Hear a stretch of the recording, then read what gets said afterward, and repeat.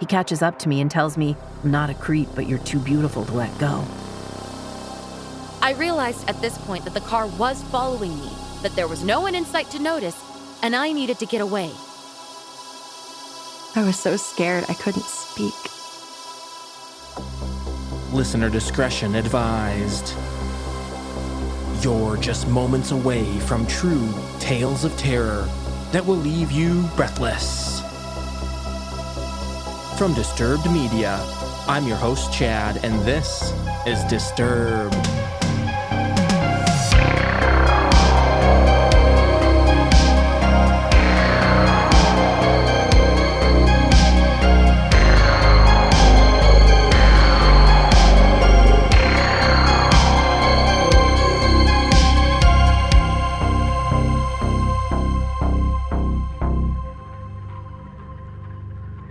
This episode of Disturbed is brought to you by Care Of, a wellness brand that makes it easy to maintain your health goals with a customized vitamin plan that helps you feel your best today and supports you long term. For 50% off your first Care Of order, visit takecareof.com and use promo code DISTURBED50. Welcome back in, everyone. Thanks for joining me. And here we are again, bringing you more of that true horror that you love. Our first experience comes to us from Reddit user Well Alice. And sometimes, that anxiety you have is for good reason. And join me in welcoming our newest narrator to the show, Tanya Eby.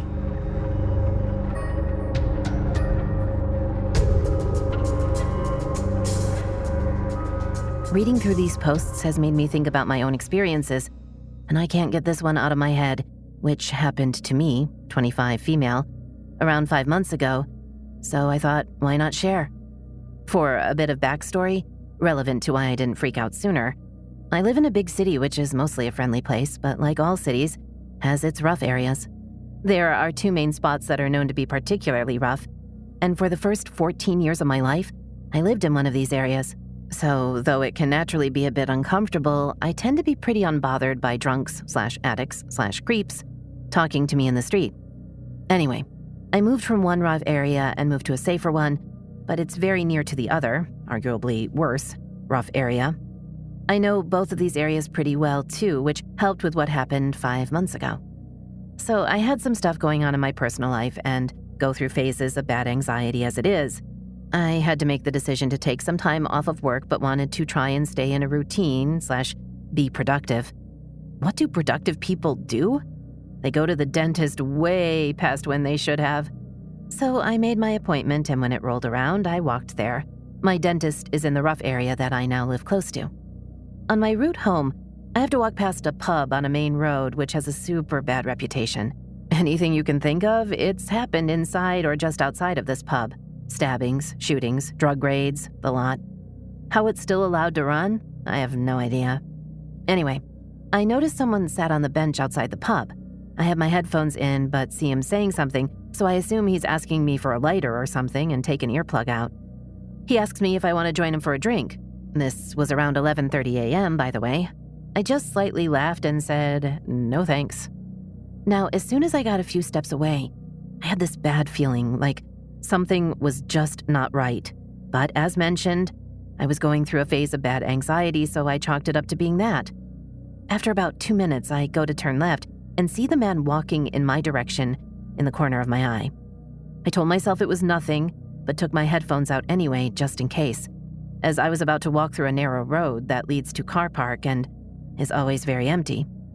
All of a sudden, I hear him shouting at me, "Hey, miss, I'm talking to you, wait." The usual stuff. He catches up to me and tells me, "I'm not a creep, but you're too beautiful to let go." I try and stay polite, but also make it clear I'm not interested. I have no idea why, but seem to have lost the ability to lie. So when he asked if I was single, I said yes. When he asked what I was doing that night, a Friday, I said I had no plans. I 100% know I should have lied. And as the truth came out, I was really annoyed with myself, but hey-ho. He seems to get the message, and I say I really have to go, so carry on walking, thinking that's the end of it. So I make my way across the big car park, also worth noting here that I can only go 2 ways, where I'm heading or back the way I came. At the end of the car park is a cycle/pedestrian lane that has a massive wall on one side with 2 lots of steps that lead to a car park to a retail park and bushes on the other, and is super narrow. Sorry if that's confusing, it's hard to explain. I get into the lane and hear footsteps like someone is running, probably a jogger. I'm being paranoid, until right behind me I hear, "At least give me your number." I finally start to panic and realize actually it's not my anxiety. This is shady as fuck. I give him a number but change the last digit, and this guy proceeds to attempt to drop call me. Clearly my phone doesn't ring, and he then starts getting annoyed, saying I need to give him the right number. I apologize. What the fuck? He then has his hand basically on my phone, stood way too close to me, and orders me to type his number in and drop call him. Awesome. Creep now has my number. Still not enough for him. I reiterate that I'm on my way somewhere and seriously need to get going. What happened next is honestly a blur, and I must have had a massive adrenaline rush. He said something, but I can't remember what. I think I sort of blacked out, and then he grabbed me by my elbow. Next thing I knew, I was at the top of one of the sets of steps that lead to a much busier and open space. I had obviously panicked, yanked my arm free, and legged it. Pretty impressive how fast I got up all those steps, considering I haven't been to the gym in months. Silver linings. Luckily, one of my friends works in one of the stores in the retail park, so I walked over to it, practically looking over my shoulder the whole time. I find my friend, visibly shaking, can barely speak. She asks if I'm okay, and I just burst into tears. I gather my thoughts and say what just happened and try to downplay it, saying I'm being dramatic, etc. He's been calling my phone this whole time. She takes my phone and notes his number, then blocks him. She takes me to the staff room and convinced me to file a police report, which I do. Unfortunately, though, I found out street harassment is not actually illegal where I live. But because he made physical contact, it might not be a complete lost cause. Police tell me they will be in touch. Now, fast forward, until around 2 weeks ago. My mom's friend, who knew about what happened, sent her an article and asked her to show me. I genuinely couldn't believe my eyes. It was about a man who had followed a girl and then assaulted her in the same rough area. At the end of the article is a picture. It's him. I haven't heard anything from the police, and since he had already been charged, I figured there wasn't any need for me to contact them again. I wish they had taken what I said more seriously. Though, as I specifically remember my friend saying, someone younger or less used to that behavior might not have run or got away, which was what convinced me to file the report in the first place. My heart goes out to the girl. And although currently in jail, I really hope neither of us ever have to face him again. His charge was pretty serious, so he will be there for a long time, thankfully.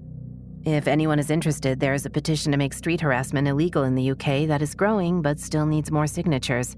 Happy to provide a link. Sorry about the length. Edit. Wow, so I've just had a look at the articles again and saw that there's 2 victims.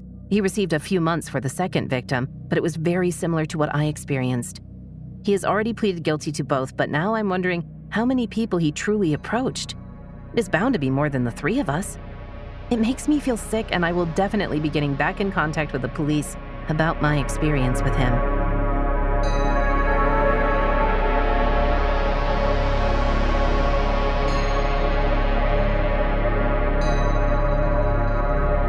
Support the show and get your very own shout-out, ad-free listening, bonus episodes, and more for as little as $3 a month at disturbedpodcast.com/support.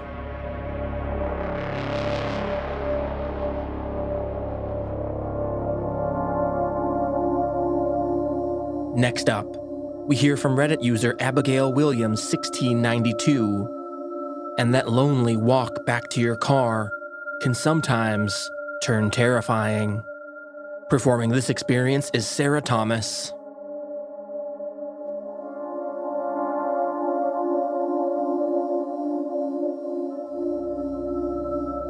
When I was 16 years old, I decided to surprise my parents with a bouquet of flowers for Valentine's Day. We've always celebrated this as a family holiday rather than a romantic one. But my high school was within walking distance of a hospital boasting a gift shop that sells floral arrangements. Between classes during the week of Valentine's Day, I set off for the hospital by my lonesome. cutting across campus to walk through a network of side roads populated with specialty doctor's office that keep odd hours. The sort of buildings where traveling doctors mainly hold surgery consultations or perform small procedures a few times a month. The trip there passed without incident. As I was walking back through said deserted roads with a vase of flowers in tow, I noticed an unkempt 1990s car close behind me. While my memory of the car is hazy, I am left with the impression that there were at least 2 men within, whose faces I couldn't see. Initially, I assumed that the driver was simply afraid of hitting me, the reason they weren't passing by.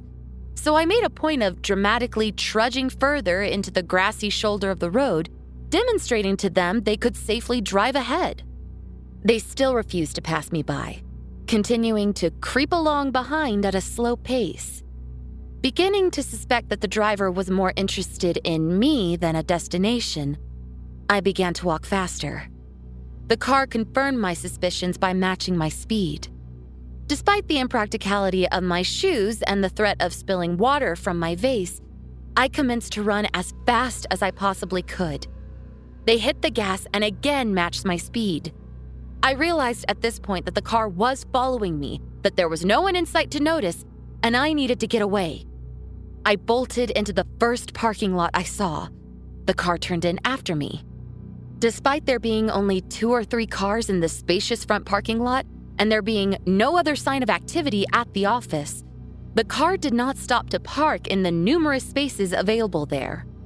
The driver instead opted to pursue me into the partially under construction back portion of this lot, behind the office.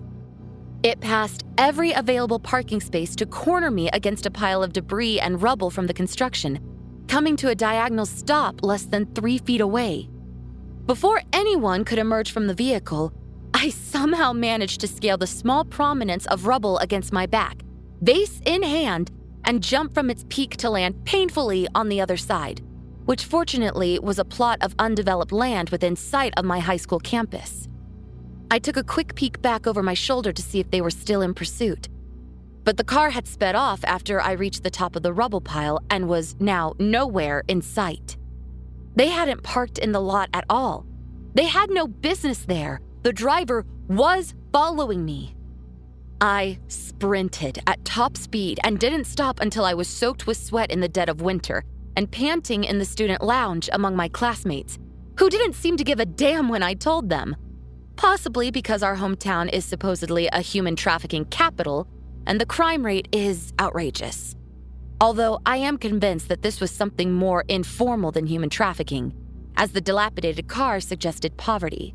And I've read that human trafficking usually arises through grooming and not being snatched off the street.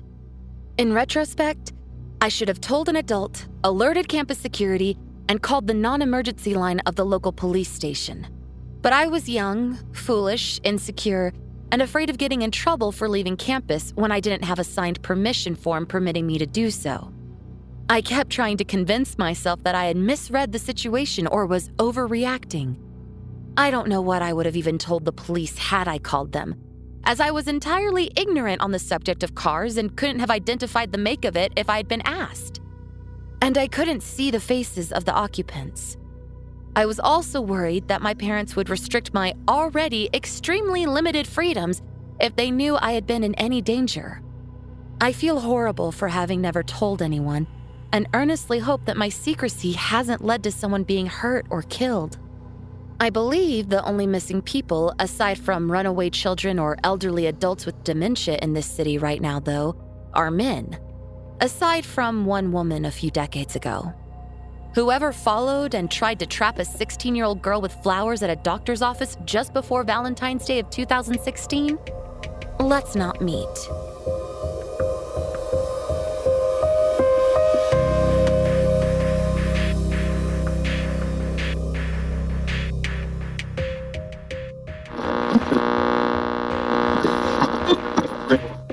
Warmer weather is upon us, and that means a changing of our day-to-day routines and a chance to refresh them, along with your lifestyle and health goals.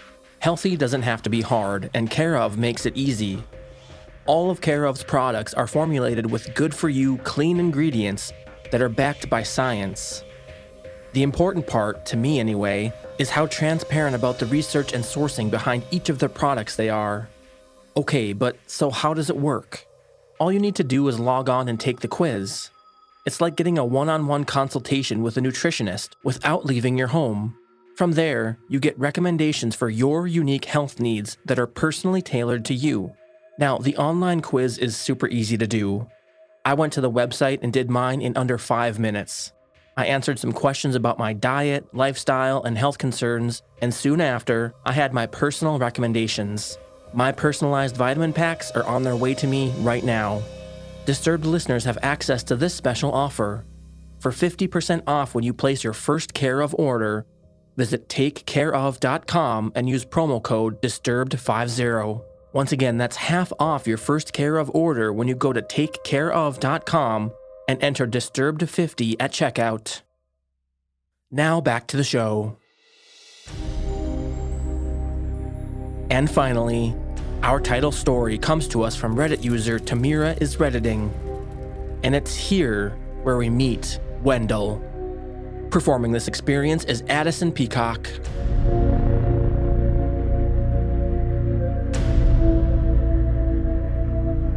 Wendell was a panhandler near my college. I always gave him my change when I had extra. Usually I keep a hard rule not to give money to individuals because I give it to known local charities instead, where I can be sure the money is going to a specific cause. This one panhandler, though, he always sang opera music. Quite beautifully, all things considered.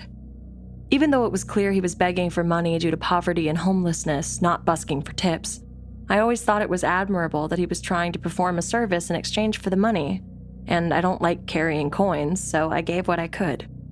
It wasn't much, barely $1 each time. I would occasionally strike up conversations with Wendell, even if I didn't have any money for him. He liked to make students laugh with funny impressions or jokes.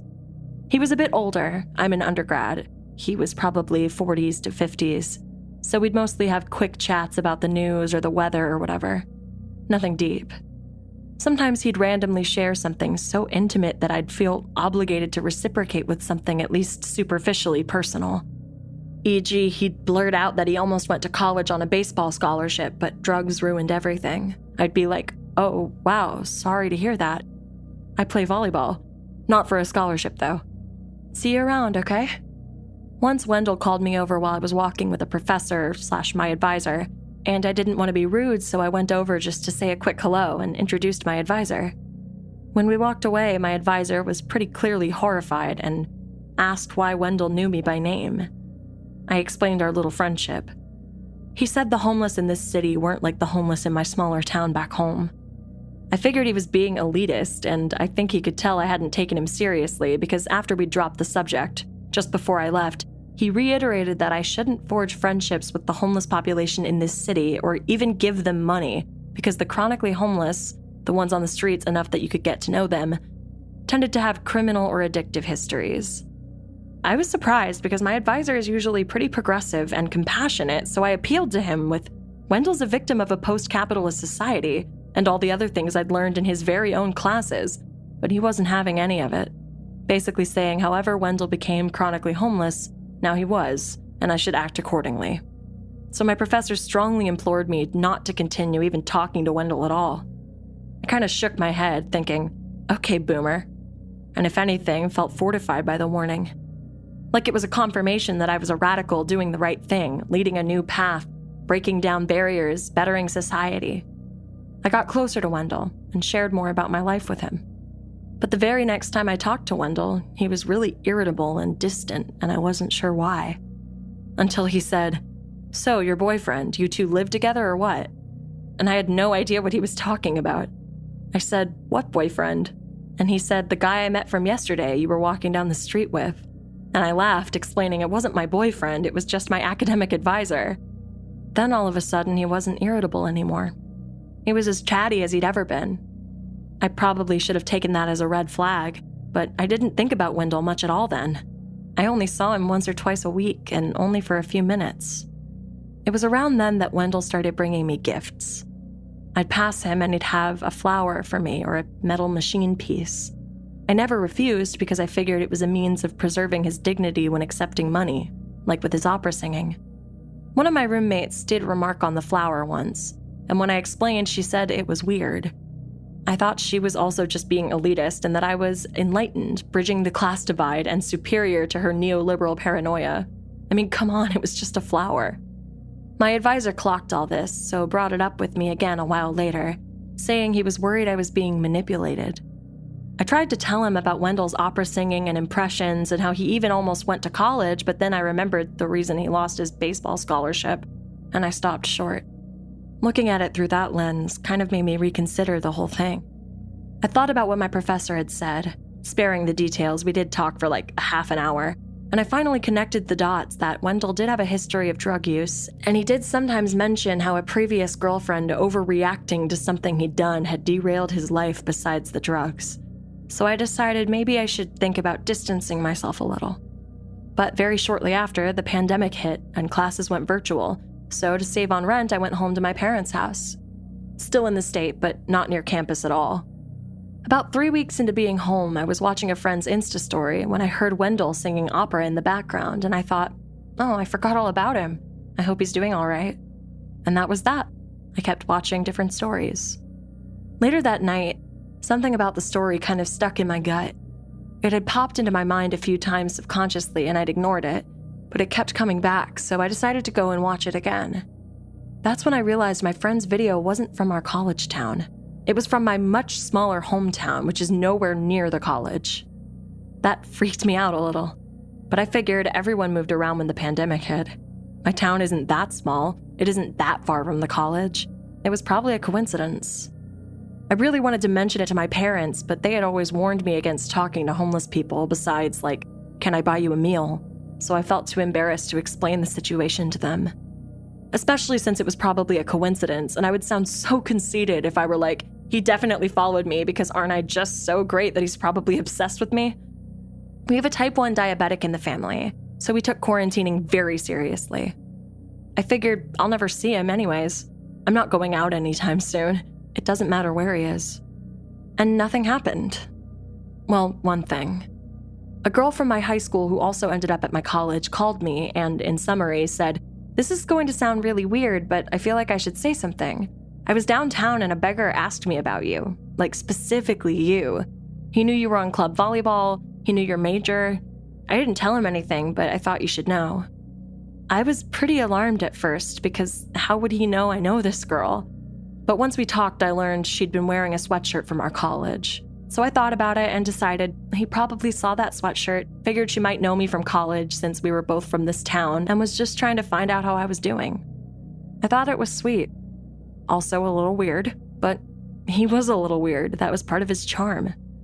I thanked her, but told her not to worry about it. Besides, I wasn't in town much longer anyways. I had decided to go live back near campus. It was impossible to get my coursework done with my whole family around all day. So I went back to campus a while later. Didn't think about Wendell at all, until I saw him back on the same corner just a week after I returned to campus. Okay, even I knew at that time that something was wrong. I stopped giving him money, stopped talking to him, but I was so humiliated by how high and mighty I had been, insisting that nothing was wrong and everyone else was being paranoid and elitist, that I decided not to tell anyone what I had noticed. I was already barely leaving my apartment, never going on campus, and his usual spot was right by campus. I felt bad about potentially hurting his feelings or reading too far into the situation, but I figured he'd get the message, and better safe than sorry. After finals, I decided to visit my brother, in a different state. His roommate had moved home, leaving an extra bed, so I drove up to his place to celebrate the end of the year and get away from it all. About the 9th day in, I was woken up way earlier than usual. When my brother isn't working or in school, he sleeps until noon, to the sound of my brother talking at the door. I got up to see what was going on because we weren't seeing anyone. We stayed totally quarantined. His state was being hit hard. My brother was talking nicely to someone outside through a crack in the door, but when he turned, he looked royally pissed at me. He turned back outside and said, "Hold on here." Closed the door despite the other guy protesting, but I couldn't hear what he said exactly. My brother immediately got in my face and, whisper yelling, said, "Mom and Dad are gonna kill you." I had no idea what he was talking about, but my first thought was the cops had come to arrest me for something. It was the only logical thought I could generate first thing in the morning. The only thing I could imagine being arrested for was my fake ID, which I only even used to get into concerts and obviously none lately, so I was really in shock.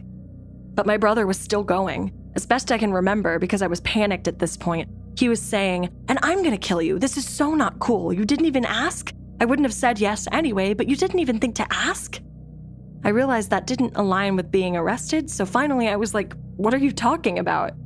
And he said, "You're dating a 40-year-old guy? Older? 45 maybe? Of all the people out there, I mean, Jesus, Dad's gonna kill you and then have a heart attack and die, which will kill Mom. And you invited him to my house while we're supposed to be social distance? You two can go to a hotel because he isn't coming in here. I wasn't a dick to him out of respect for you, but if he doesn't leave now, that's gonna change." So, I had no idea what he was talking about. None.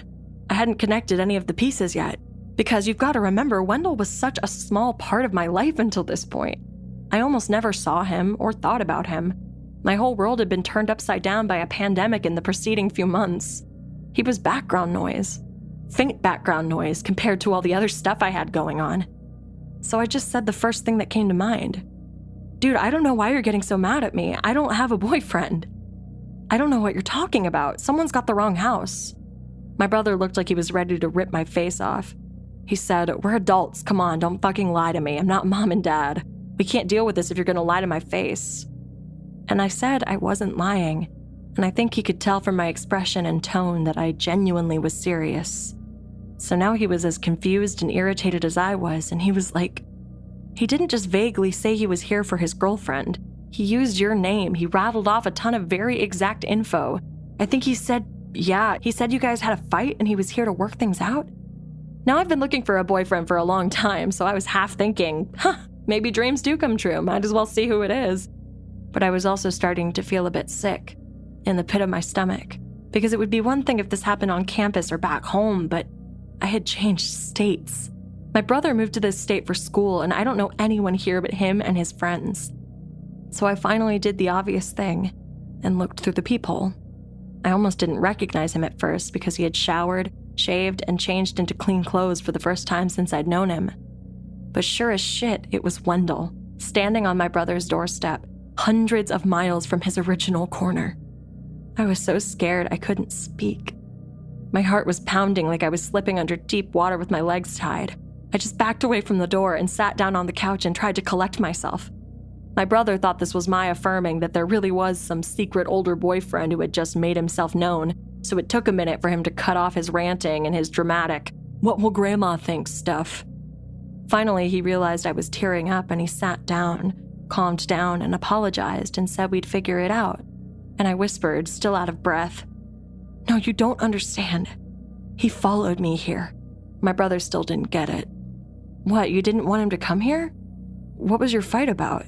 he asked, still thinking the guy was my boyfriend. I managed to repress my panic enough to explain the broad strokes to him, but I don't think he fully grasped how creepy it was in the moment because he was like, "You're shitting me, that's hilarious, I'll take care of this." He went to the door and called from behind it, "Yo, just checked, she's not here, must have packed out this morning. You should do the same. I'm taking this social distancing real serious," and winked at me.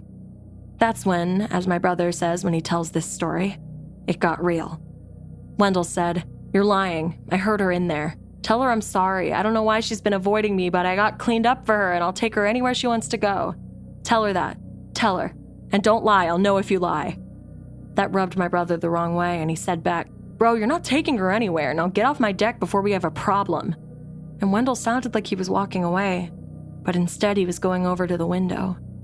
When I saw him staring, he looked different than I'd ever seen him, even than a few seconds earlier when I glanced through the peephole. His clothes were clean, but they didn't fit or match. Eyes bugged out of his head, white stuff caked on the corners of his mouth I hadn't noticed at first. Shaking, just kind of disconnected from reality. He started banging on the window, shouting things like, "That's my girlfriend, you can't keep her in there, you little bitch ass. Let her out, you bitch ass. Let her out. Let her out, I'm coming, baby, I'm coming." I couldn't tell if it was meant as a threat or a reassurance. I was so scared. I was too scared to run or even move. I think my brother was almost as surprised by the sudden outburst. He was rolling up his sleeves like he was preparing to go out there, and I was trying to make my voice work to beg him not to. But I was so anxious, scared, embarrassed, and sad that I had missed all the signs leading up to this, all the opportunities to prevent it, that our friendship was never the wholesome thing I thought it was, though of course that's something I had already begun to grapple with before this day, and had so many thoughts swirling in my head, fear being chief among them. All I could do was scream. Not words, just, ah, and cover my ears to drown the whole situation out. Before my brother could charge out the door, he's an athletic guy, but I don't think he's ever actually been in a physical fight, Wendell punched through the window. Nothing actually happened when he punched through, and there was an eerie moment of silence where nobody moved. I think even I stopped screaming. But when he pulled his hand back, all hell broke loose. A fair amount of blood started spurting out when he pulled his hand back through the glass. The things he was shouting started to make even less sense, along the lines of, "Look what you did to me! This is a test! I told you I couldn't be stopped, bitch ass!" And the look in his eyes got even more distant.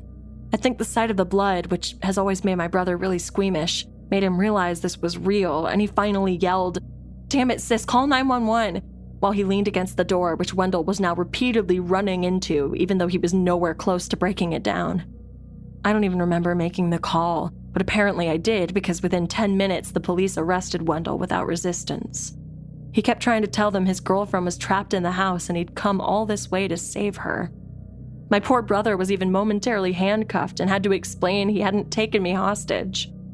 Probably one of the most haunting memories of the whole event is, as they carted Wendell away for arrest, he started singing opera music. I've learned a lot of important common sense and life lessons from this saga, but most of all, Wendell, let's not meet.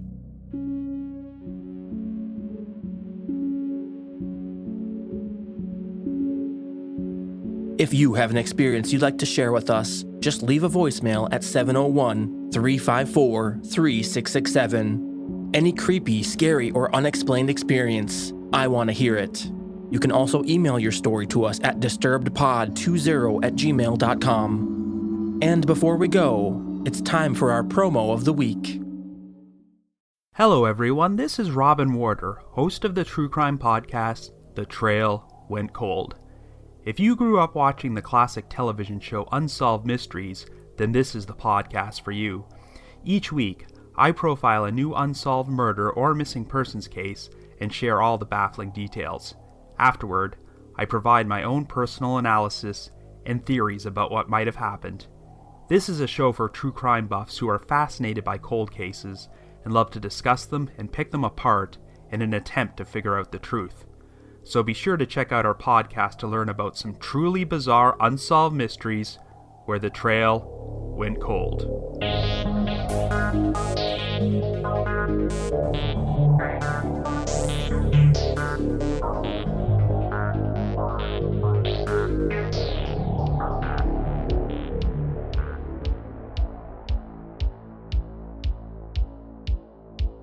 If you love our show, consider leaving a 5-star rating and review.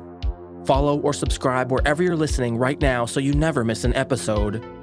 And help us grow by sharing the show with a few friends. Musical score by Carl Casey at Whitebat Audio and Co.ag. Thanks for listening. We'll be back next Thursday with a brand new episode. And stay safe out there, y'all.